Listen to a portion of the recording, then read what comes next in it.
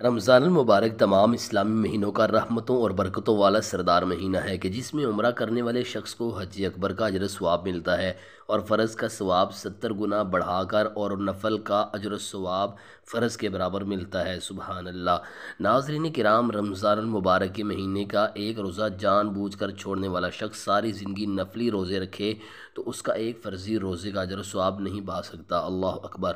لیکن ایسے رحمتوں والے مہینے میں بھی کچھ بد نصیب لوگ ہوتے ہیں جو کہ روزہ رکھ کر بھوک پیاس برداشت کرتے ہیں، ان کا روزہ اللہ کے ہاں قابل قبول نہیں ہوتا۔ ابن قیم نے حضرت علی کرم اللہ وجہہ کی نسبت سے روایت لکھی ہے کہ دنیا میں 4 بد نصیب ایسے روزے دار ہوتے ہیں جن کا اللہ روزہ قبول نہیں کرتا۔ ناظرین کرام، نبی مکرم صلی اللہ علیہ وآلہ وسلم نے فرمایا، روزے دار کے منہ سے آنے والی بدبو اللہ کو کستوری سے بھی زیادہ پسند ہے۔ روزے دار میری وجہ سے کھانا پینا اور اپنی جنسی خواہشات چھوڑتا ہے۔ فرمایا، روزے دار کو روزے کا اجر بھی میں خود عطا کروں گا۔ نبی مکرم صلی اللہ علیہ وسلم نے فرمایا، روزے دار کے لیے 2 خوشیاں ہوتی ہیں۔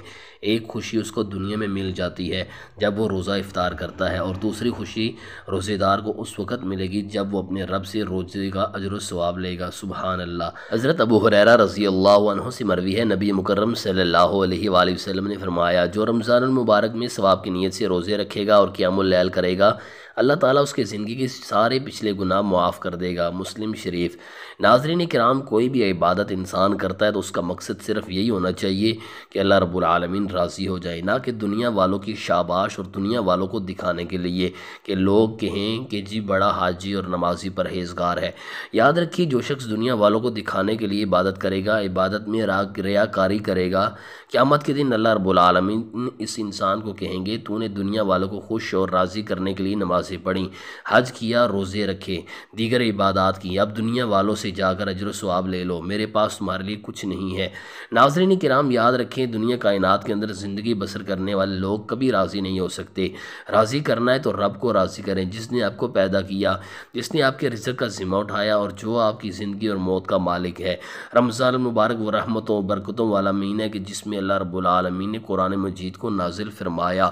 جب رمضان کا آخری عشرہ شروع ہوتا تو نبی کریم صلی اللہ علیہ وآلہ وسلم کمر بستہ ہو جاتے، اللہ تعالیٰ کی خوب عبادت کرتے اور اپنے گھر والوں کو بھی عبادت کے لیے اٹھاتے۔ ہر سال نبی صلی اللہ علیہ وآلہ وسلم رمضان المبارک کے مہینہ میں ایک دفعہ قرآن مجید کا جبرائیل علیہ السلام کے ساتھ مکمل دور فرماتے تھے اور آخری عشرے میں 10 دن اعتکاف فرماتے تھے۔ جب آپ کی زندگی کا آخری سال آیا تو آپ نے 20 دن اعتکاف فرمایا اور 2 مرتبہ جبرائیل علیہ السلام کے ساتھ مکمل قرآن مجید کا دور فرمایا۔ ناظرین کرام، قرآن مجید کی تلاوت کرتے وقت اس بات کا خاص خیال رکھنا چاہیے کہ قرآن مجید کی تلاوت کے آداب میں سے ایک ادب یہ ہے کہ قرآن مجید کی تلاوت ٹھہر ٹھہر کر کیا کریں۔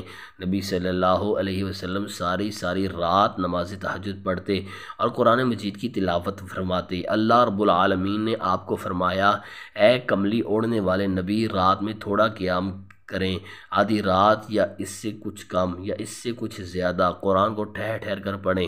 اسی لیے حضور نبی اکرم صلی اللہ علیہ وسلم نے فرمایا، روزہ اور قرآن قیامت کے دن بندے کی سفارش کریں گے۔ روزہ کہے گا، میں نے اس بندے کو کھانے اور جنسی خواہشات سے روکا، بس میں اس بندے کی سفارش کرتا ہوں، اے اللہ میری سفارش قبول فرما۔ تو اللہ رب العالمین اس شخص کے حق میں روزے کی سفارش قبول فرمائیں گے۔ اور اسی طرح قرآن مجید کہے گا، اللہ میں نے اس کو رات کے وقت میٹھی نیند سونے سے روکا، بس میں اس کے حق میں سفارش کرتا ہوں، میری سفارش قبول فرما۔ تو اس طرح اللہ روزے اور قرآن مجید کی سفارش انسان کے حق میں قبول فرمائیں گے اور بندے کو جنت کا داخلہ عطا فرمائیں گے۔ روزہ گناہوں سے بچنے کی ڈھال ہے اور بیماریوں سے نجات دینے والا فریضہ ہے۔ روزہ ایک ایسا نیک عمل ہے جس میں ریاکاری اور دکھلاوے کا بالکل بھی خدشہ نہیں۔ روزے دار کے 2 اوقات میں کی گئی دعا اللہ ہر حال میں قبول فرماتا ہے۔ نمبر 1، جب سحری کے وقت روزہ رکھتا ہے۔ نمبر 2، جب روزہ افطار کرتا ہے۔ روزے دار سحری سے لے کر افطاری تک حالت عبادت میں لکھا جاتا ہے۔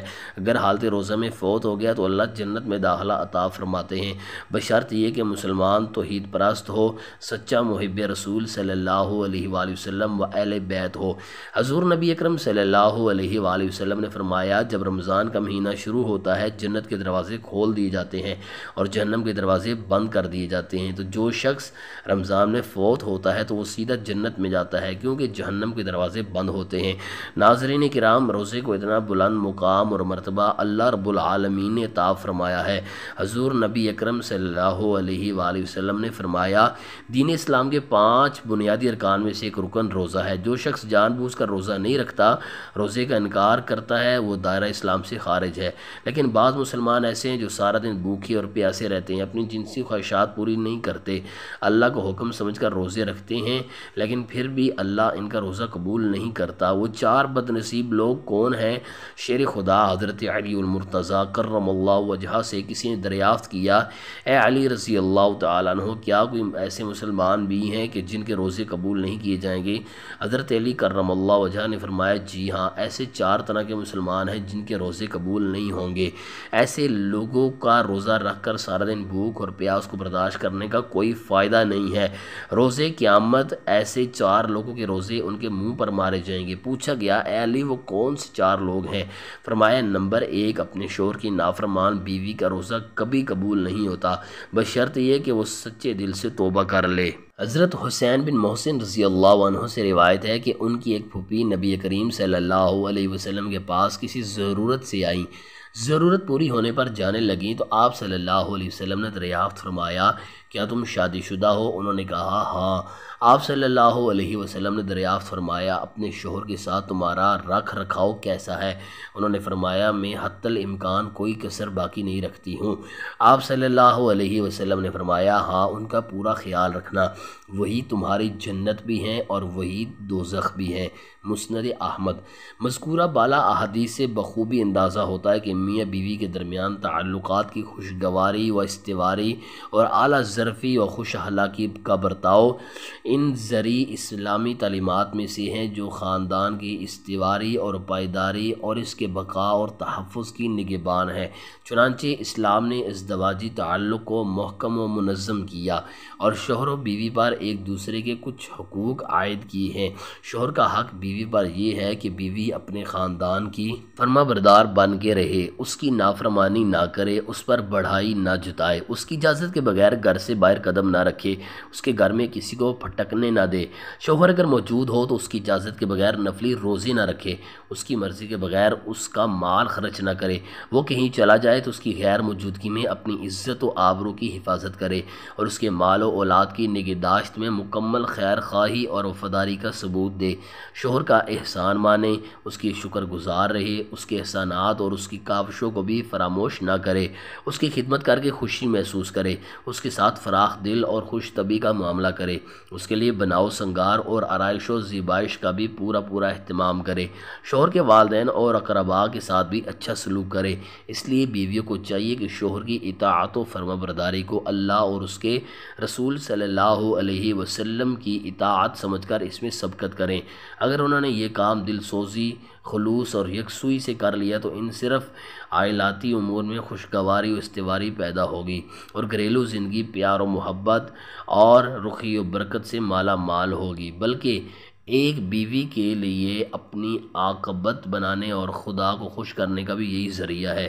نمبر 2، نافرمان اولاد کا بھی روزہ قبول نہیں ہوتا۔ نمبر 3، وہ غلام جو اپنے مالک کو چھوڑ کر بھاگ گیا ہو۔ نمبر 4، جو اپنے امام کی اطاعت نہیں کرتا۔ ان 4 بدقسمت لوگوں کے روزے اللہ قبول نہیں فرماتا ہے۔ دعا ہے کہ اللہ ہم سب کے گناہوں کو معاف فرما کر جنت الفردوس میں جگہ عطا فرمائے، آمین۔ ناظرین، ویڈیو اچھی لگی ہو تو پلیز لائک کیجیے، مزید ایسی ویڈیوز دیکھنے کے لیے ہمارے چینل کو سبسکرائب کیجیے۔